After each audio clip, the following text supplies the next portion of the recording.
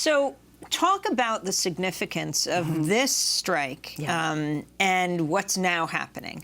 We see Denver teachers who just overwhelmingly voted to strike. I want to turn to what happened last night. Denver teachers voting to strike for the first time in 25 years, and quarter of a century. The strike could begin as soon as Monday. This is Rob Gould, lead negotiator for the DCTA. That's the Denver Classroom Teachers Association.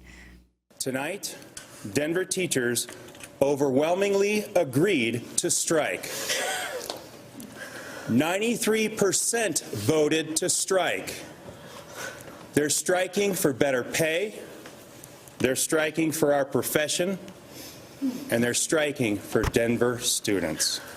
Arlene Inouye, what are some words of wisdom you have for your colleagues in Denver? This strike to begin apparently on Monday. Yes, and we're excited for the educators in Denver that they've taken this step. And I feel like what we've learned through the years is that when you communicate clearly what the message is and you reach out to parents and community, our collective power is what got us to win. We have a chapter leader in every single school, and we have teams now. Organizing teams at every school, and we have constant communication. I think, as you see, Amy, when you talk to anybody, any teacher or parent out there that were on the picket lines, they will tell you the same message, why we're fighting, and it's very clear to us. And I think by being able to organize across the board and bring in the voices, the ordinary voices of our parents and our educators. And I myself, by the way, am a speech and language specialist. I worked in 18 years in LA Unified, and we have a diverse diverse membership, including speech and language, including health and human services, OTPT, psychiatric social workers, and so forth. And sometimes these little groups feel like their voices aren't heard, but we were able to draw attention to all of the needs in our schools, all of the professionals, and also the students, of course, and what they need, and really lift this up and to see it as an issue of social justice in our schools. We are also able to bring in some non-mandatory subjects of bargaining into our schools, which we call common good issues, like green space on campus, stopping the criminalization of youth through the wanding. We were able to bring in an immigrant defense fund. We're making a statement of our values and of what's critical for how our schools need to address the needs of our students. What do you think that the district and Superintendent Buettner, what do you think they miscalculated when it came to the power of the strike? I mean, again, in Los Angeles, you went out for the first time in 30 years. Yes, and thank you for that question, Amy, because I do believe, I kept saying all along that Buettner has no idea of who he's fighting with because we have very, very strong emotions, very tenacity in our members and parents.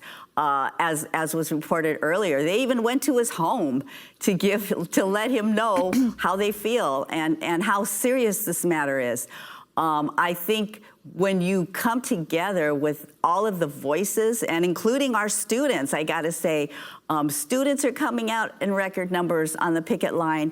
And as was mentioned in the earlier interview with Alex, it's a beautiful sight to see. I have never seen a strike like this, where you're actually celebrating. It was like a love fest. And I think it's because of the affirmation and the validation that our educators felt, and the connection with our parents and communities. It was hard to conduct our interviews. That's the power. It was hard to conduct our interviews yesterday because as people were driving by, everyone was honking. The students were out with the teachers. They weren't saying, oh, this is great, this is a week off for us.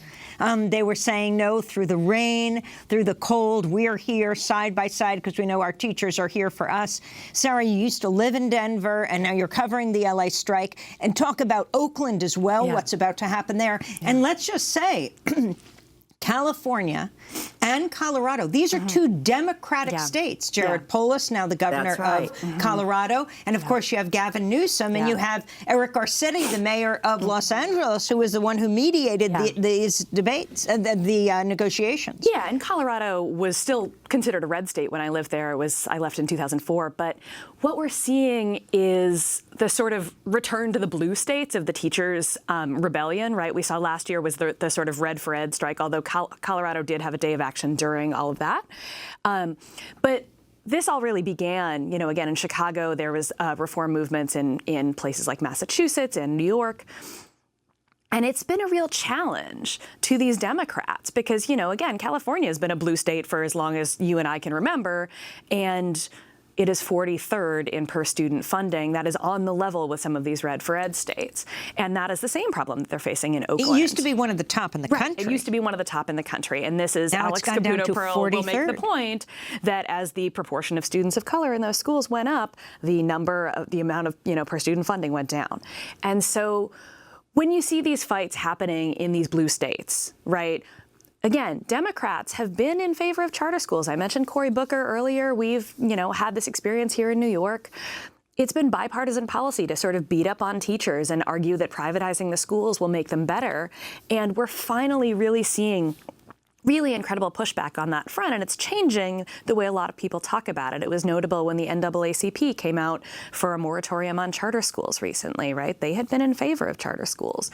This is changing, and it's changing because of teachers like Arlene. It's changing because of the teachers in Chicago, the teachers in Massachusetts, and now the teachers in Colorado, and probably next in Oakland.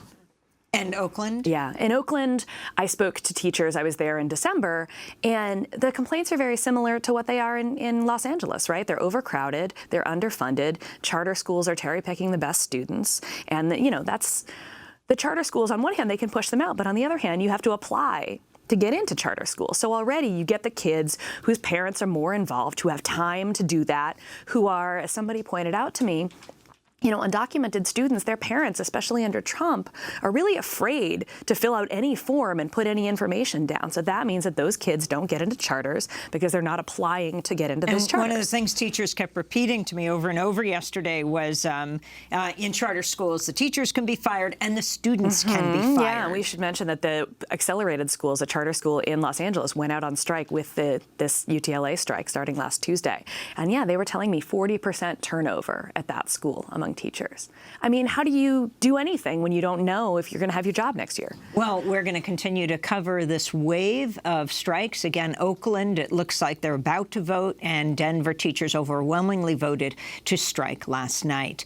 The Los Angeles teachers, over 31,000, are back in their classrooms today and at their offices as they have just claimed victory in the 6-day historic strike, first one in 30 years. I want to thank Arlene Inouye, chair of the bargaining team for UTLA and UTLA secretary, and Sarah Jaffe of the Type Media Center, formerly known as the Nation Institute. This is Democracy Now! When we come back, the Supreme Court makes a major decision. We'll talk about it. Stay with us.